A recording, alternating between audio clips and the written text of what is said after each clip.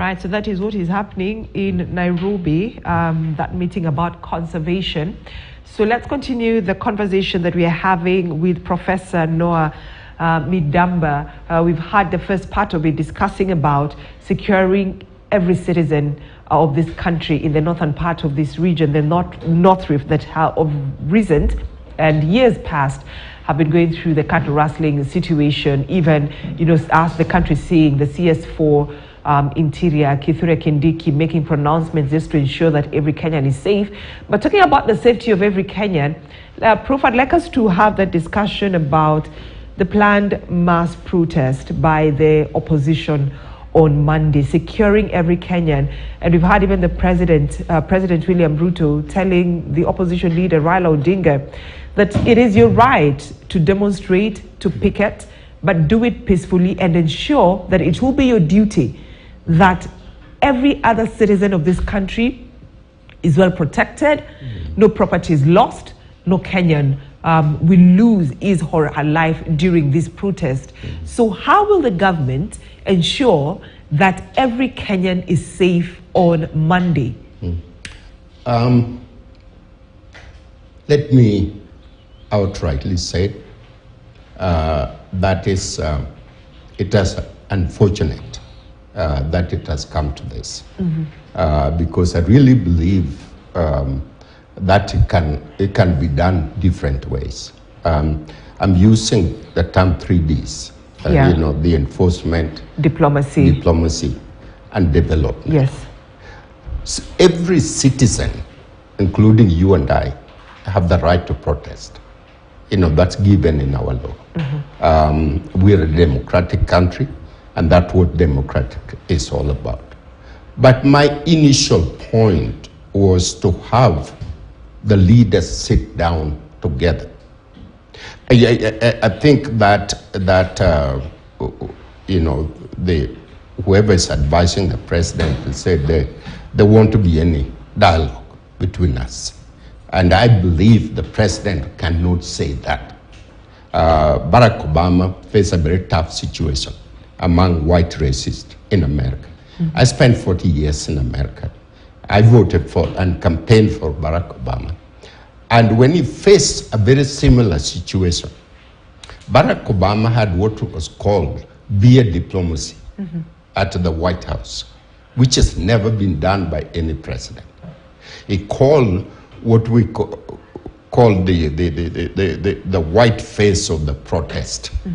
Those people that were insecure, they feel black people taking over, Asian people taking over, American color is changing.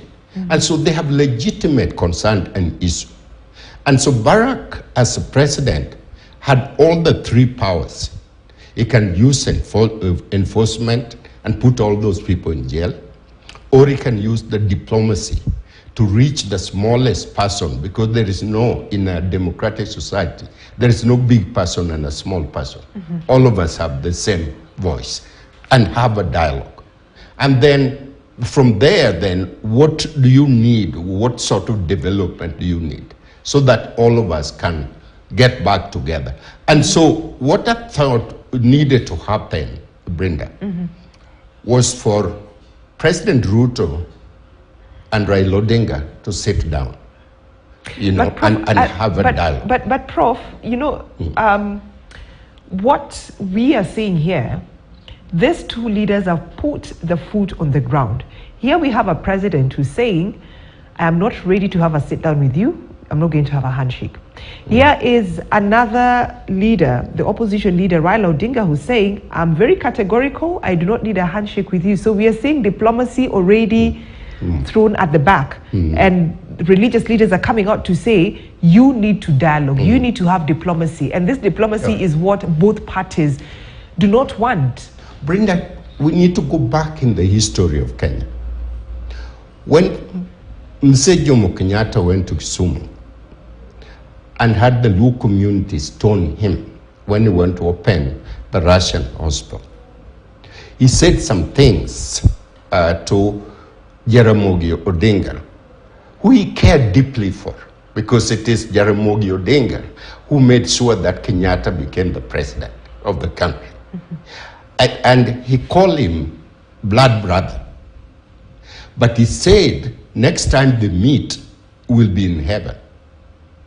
And so it took people like my father, Walter Midamba, who was very leader here in Nairobi, active in Kanu, a friend of both Jaramogi and Jomo Kenyatta. It took them to bring them together in Nakuru so that they embrace and hug each other. And Mzee Kenyatta indicated to Raila's father to prepare cows because he's going there with the Kikuyu leaders so that they can unite. And unfortunately went to Mombasa and died. So the president has the upper hand. I can tell you this. The president has the upper hand. And I do not think Raila Odinga is such that a kind of hardcore kind of person, because I've seen him change in area where I would not expect him to change. Right. Hardcore kind of person that cannot meet the president halfway for the goodness of the country. And so there are hardcore people on both sides. All right. And they don't understand the consequence for young people who are going to school. For innocent people. They don't understand. Exactly, and because, you know, this is going to affect the return of school, of school-going children back to school, because on meter, money they expected in school. Will that happen? That is the same question every parent is asking out there. The cost of living has gone up, and that is what the opposition is talking about. But then here, we have a country that is asking the opposition leader, why can't you soften your stand? What is your end game with this protest? Because clearly the president cannot, the leadership mantle cannot be taken away from him. He was declared the winner. He took the oath of office. The president is the winner. The president is the president of the country. And so as a winner, Brenda, you know, when you're a father at your home and a mother, all the children expect you to be responsive to their need. It is the president need to take that role to say, I'm going to meet with anyone in Kenya who is for peace, because I'm now the president. I've been elected by the people. And I want to say this boldly, because I have my friends at a very high level in this government, and then I have my friends who are also opposing. They're hardcore on both sides who think this is the only way to go. For Kenya, it's not the only way to go. Last year, we were the 4th largest economy in the African, sub-Saharan Africa. We were the largest economy, 6th largest economy in the continent of Africa. We're slipping out of that to Angola and Ethiopia. And very soon, investors, which are supposed to promote employment and development and everything, are heading to Kigali. And so we need to change the way we do things. We need to dialogue. And we need to understand that Kenya is bigger than every one of us. And the people of Kenya deserve better. I like your closing remarks, Professor Midamba, that Kenya is bigger than any one of us.